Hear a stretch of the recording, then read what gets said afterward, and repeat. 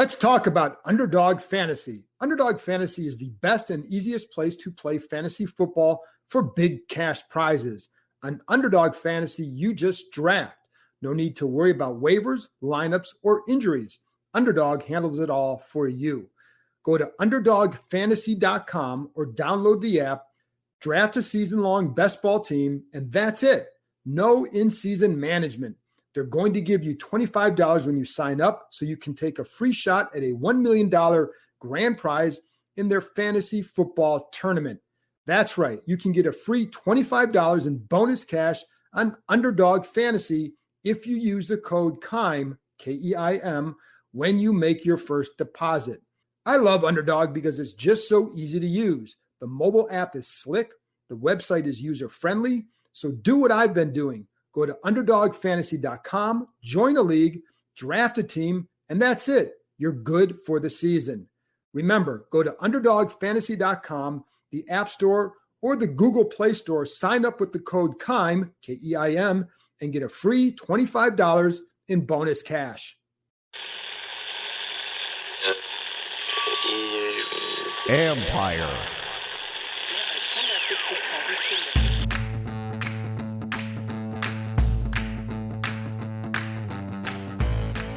Hello and welcome to my podcast. Today, we wrap up practice on August 15th, and I have some leftover thoughts on the opening preseason game based on rewatching the game the last couple days. Don't forget to check out my work on ESPN.com. There's always a nugget up there every day on some aspect of practice, and it's not just from me, but from every NFL Nation writer. Get educated about the league.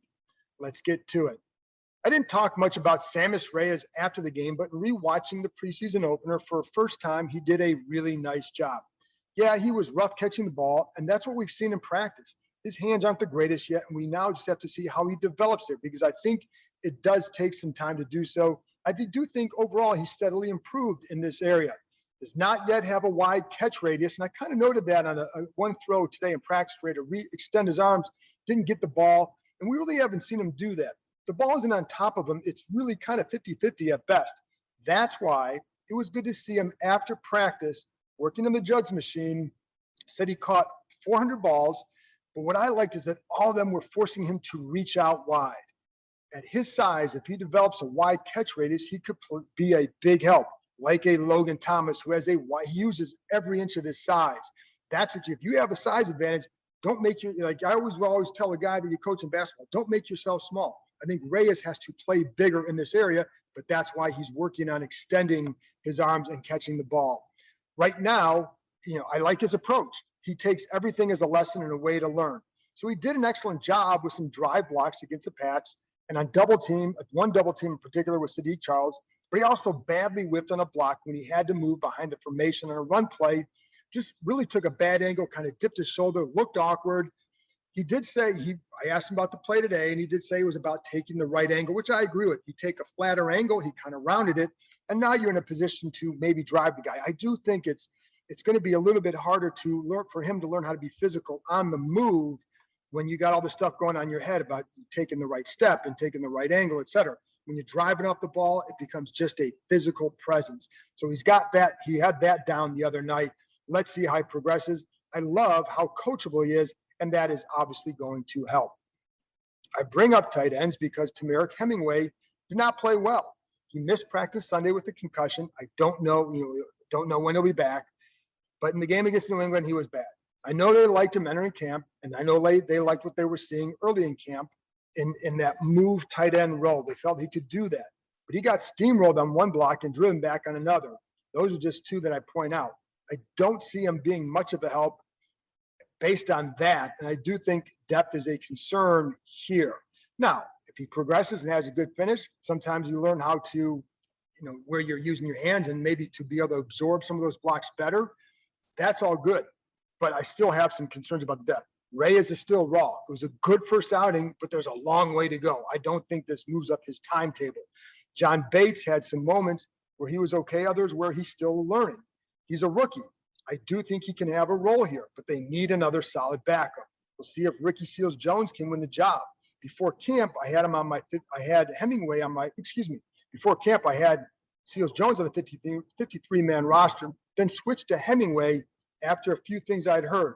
I'm not confident in that pick right now at all. Who knows? And again, we'll have to see how some of these guys develop, especially Reyes, and see when he gets some time against a higher quality competition in a preseason game. What does he do with that?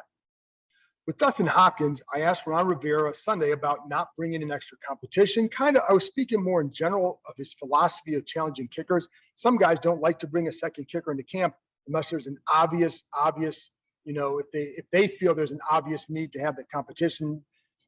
Whatever you say, it doesn't matter. I'm talking about them. And you don't want to waste a roster spot on another kicker. And also, there are other kickers who are going to be released. To me, that's a big part of Hopkins' competition is who gets released and what do these guys think of them? And you can always bring them in. It's not that difficult, but sometimes it's good just to bring a guy in to have somebody standing next to you, like if I don't get my stuff together, then this guy's going to get the job. But even in that situation, I've seen this happen where they'll still bring another guy in who gets cut later on. And I know that one of the things Rivera talked about is getting used to a new long snapper. But here's the thing. He's had to learn new ones before in a quicker amount of time because Nick Sundberg has missed time over the last several years, and it didn't take this long. Cameron Cheeseman, the new long snapper, does get the ball back a bit faster than Sundberg. But in the past, Hopkins had a tendency to rush the approach on his kicks when he didn't need to. I think he did that on the first one where he missed it. And then my guess is he hitched on the second one, not because the snap was bad. The snap was a little bit high, but Way got it down, and it wasn't that bad. I saw Nick Sundberg occasionally have a snap like that. But I do think that maybe, and without talking to Hopkins, that he wanted to slow his approach. He realized he had to slow down, but he was already kind of into it, and then he missed it. I'm not making excuses. I'm just trying to tell you what I saw.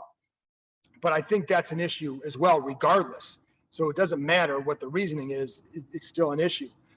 I think it's been something he's had to work on in the past, and it gets him in trouble. I talked to some special teams coaches and not here, who said that timing issues should be worked out within the first 2 to 3 weeks of camp. If they're not, there's a much bigger problem. And so I think this absolutely bears watching. And I don't want to just I'm not putting this on the long snapper. I do think, as Ron Rivera said, you talked about the operation, it's got to improve, but I do think it starts with Hopkins. That said, I also know Hopkins is dealing with some other personal issues. His brother-in-law has been placed on a ventilator as he deals with COVID. And I pointed this out not to make excuses for him. I do point it out because he's human and he's dealing with some rough shit. And so again, that doesn't excuse the kicks, but I sometimes think it's good to see these guys as humans and not just somebody in a helmet. Hey folks, would you like free tickets for the preseason game against the Baltimore Ravens? Well, you're in luck because our sponsor, Prosper Insurance, is giving a ticket to anyone who gets a home and auto quote with them. You don't even have to buy a policy to get the free ticket, although the savings will absolutely make you want to switch today. Finding the right insurance can be a pain, but Prosper makes the process easy, all while providing great service and advice. Their licensed advisors shop the market with top companies like Allstate, Nationwide, Progressive, Travelers, and more to find you the perfect coverage at a great rate, which is just a few of the many reasons why Prosper has over 1,000 5-star reviews on Google. You have nothing to lose. Simply visit prosper.insurance/Keim to get your quote and a free ticket to the Baltimore preseason game on August 28th. That's prosper.insurance/Keim, Keim, no.com. Get ready to feel good about your insurance. In cutting Kelvin Harmon, Washington showed how much its depth has improved at the position. I like Harmon in his physical style. I felt like a couple years ago as a rookie before the injury, good in the red zone because of that physical play. And I know they felt like that too, even the new staff who did not draft him. But I didn't think he was going to make the roster. I just didn't see him elevating to that after a couple weeks, and clearly neither did they. He's tough, doesn't have the speed, and they have some bigger guys with more speed who play special teams, notably Antonio Gandy Golden, a guy that they drafted. I did think Harmon would be a practice squad candidate, but in releasing him now before the first round of cuts this week, it could be the end of that sort of move. I also know they wondered in the past about could he go to tight end if receiver didn't work out. But you don't make that kind of position move now. That's an off-season move. if he was still around. As for receiver, rewatching the game, I liked what I saw from Dax Milne. Had a nice return, but I like how he operated out of the slot, the way he set some guys up, created a little bit of space. He's an excellent blocker, as he was in college. I think he can help, and he will make it difficult to cut him. I don't think he's not going to usurp Adam Humphries as a slot receiver, but I do think he can play a role here. As for Gandy Golden, and I had him on my initial 53-man roster because they drafted him a year ago, and he was hurt a lot, and you're going to give a guy a chance to see what he can do. The guys who pushed for him to draft are still here. Scott Turner was one of them. He has shown more this camp than last year, and he can play special teams. The big issue I have with him is how he fares versus press coverage. He struggles with it. He has in practice, and he did so against the Patriots. Watch the games with him when he tries to get up the line. Look at his footwork off the line compared to others who have what is considered a good release.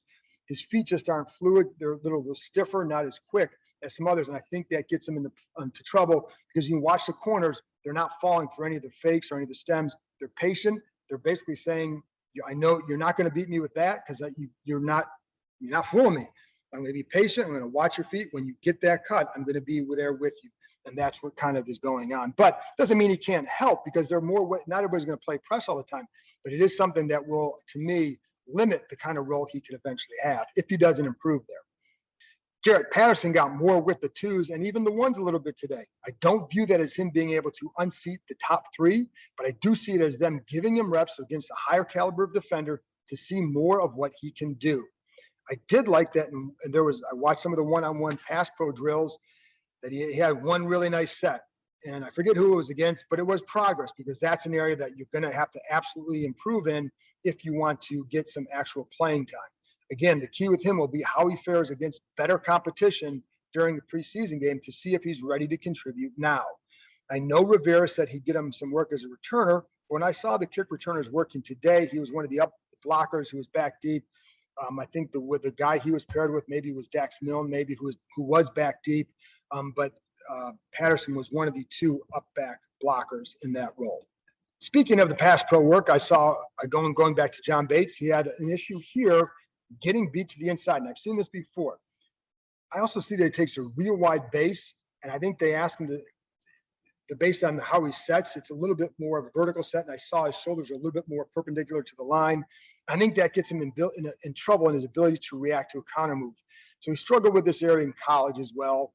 So we'll see how that progresses, but I think it's something he has to work on.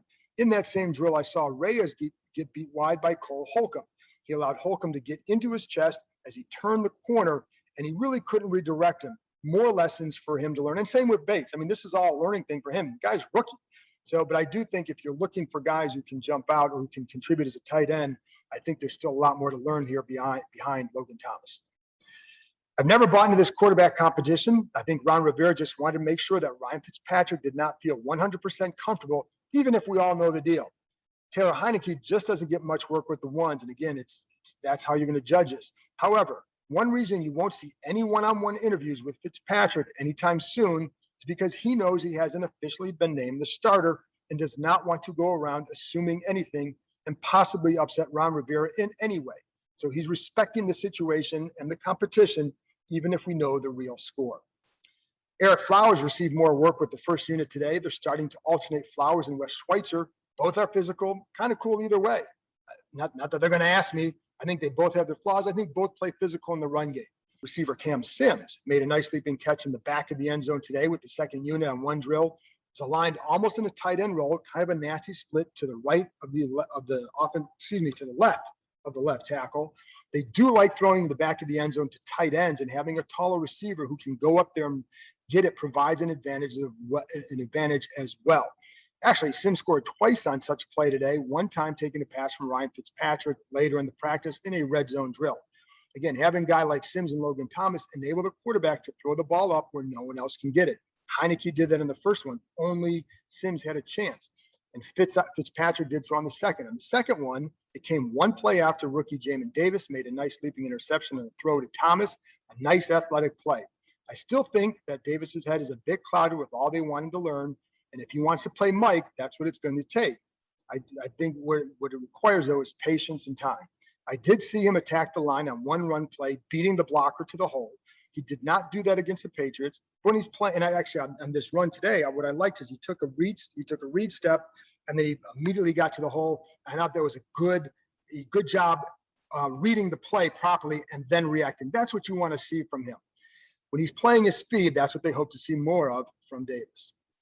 I also saw him beat Peyton Barber in a one-on-one in the pass rush shows. Barber kind of jammed him twice, but then he took Barber and kind of got him to the ground and went by him. So I think in that case, the ball may have been out, but it's still, I like the way he stayed with it and how he kind of reacted at the end. Anyway, that's it for me. Thanks for tuning in. I'll be back with another episode Monday. Rain is in the forecast. Also, for those of you who want to still play fantasy football, I'll be doing more Underdog Fantasy football drafts, so pay attention to when I do those. I will be doing one Sunday night. If you're hearing this Monday, it's too late, but I'll do more. Talk to you next time.